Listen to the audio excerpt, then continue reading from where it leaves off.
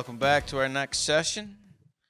This afternoon we are going to be talking about the drunkard and the glutton. Same problem, different way of handling. Proverbs chapter 23, verses 20 and 21. Proverbs chapter 23, verses 20 and 21 for the definition of the drunkard and the glutton. See what it says. It says, "Be not among winebibbers, among riotous eaters of flesh, for the drunkard and the glutton shall come to poverty, and drowsiness shall clothe a man with rags." Notice in the first verse that it says to be not around or among winebibbers, among riotous eaters of flesh. That means not being around people that are consistently partying and devouring things. Why would you not want to be around somebody who is out partying and being drunk all the time? That's a pretty good question. The answer is in verse 21. It says, "For the drunkard and the glutton shall come to poverty, and drowsiness shall clothe a man with rags." Now, why do you think that a drunkard would come to poverty? Let's look at what a drunkard does. How many people have struggled drinking before? Outstanding. How many people have struggled with drug addiction? Outstanding. So, when you have a drug addiction or an alcohol addiction, how is your work ethic affected once you've gone out and done those things? Do you get up the next morning gleeful and waiting for work to come in the morning?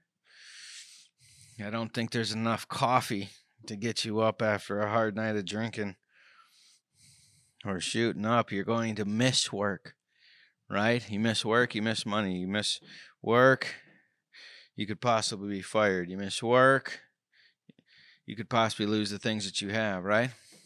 And so its ability to help you be able to take care of yourself becomes the issue. So the ultimate issue that you're looking at is getting drunk or being numb or going out and devouring whatever it is that makes you feel good and allows you to forget about your problems for a little while. And then after a little while, one of those things is going to win. What do I mean? Well, a person that can maintain work and still feel numb has got a specific term. Does anybody know what that is? It's called a functioning alcoholic, right? A functioning drug addict. A person that can maintain doing drugs while keeping their job. And you understand that's the bare minimum. That is literally the bare minimum. And I've found people say, well, that's the spot, that's the sweet spot, chaplain. That's the spot I'm trying to find, is being able to work and maintain being numb. Well, what I would ask you is, do you think that being numb and working is being successful in life? Or would you say that that is surviving, barely surviving, right? What you have to ask yourself is, why is the bar that you've shut at survival mode? Right? Because it's survival mode. What are you worried about? You're worried about where you're sleeping. You're worried about where you're eating. You're worried about paying your bills, right? You're worried about taking care of your family, right? That's survival mode. But have you ever thought of what would happen above that? Beyond that? Did you ever think that that you have a talent or a gift or a pathway of service that you like to render and do for people? Like, I like to talk about what God's done in my life, and that's a pathway and a service that God has given me to render to other people. Have you ever thought that there's more than just survival? And by just surviving, there's something that you're supposed to be doing that you're not doing. And because you're just surviving, it makes it incapable for you to be used for those things. It's food for thought. Good questions. Always good questions to ask. All right. Let's start in Proverbs chapter 20 and verse 1. And this gives you identification markers of glutton and drunkard. It says, "Wine is a mocker, and strong drink is raging, and whoever is deceived by them thereby is not wise."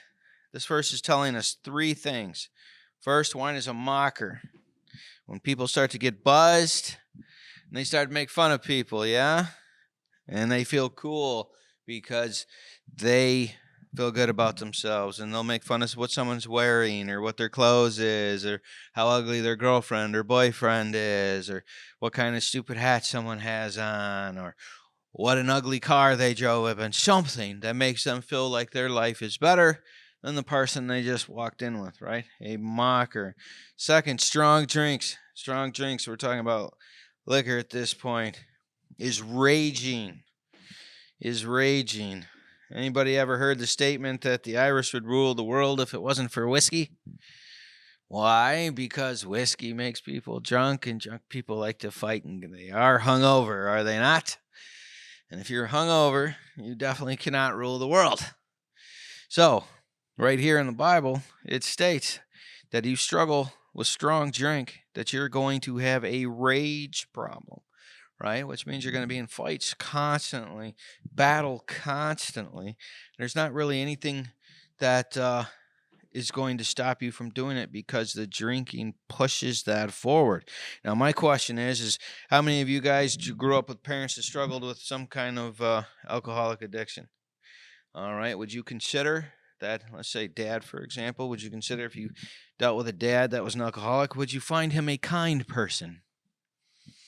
You don't think kind is the answer. All right. Would you find him pleasant when he comes home? Not pleasant. Okay. Heartfelt. Did he come home and tell you how much he loved you? No? Well, what if he just came in and was yelling about something? Does that fit? Would he argue with your mom?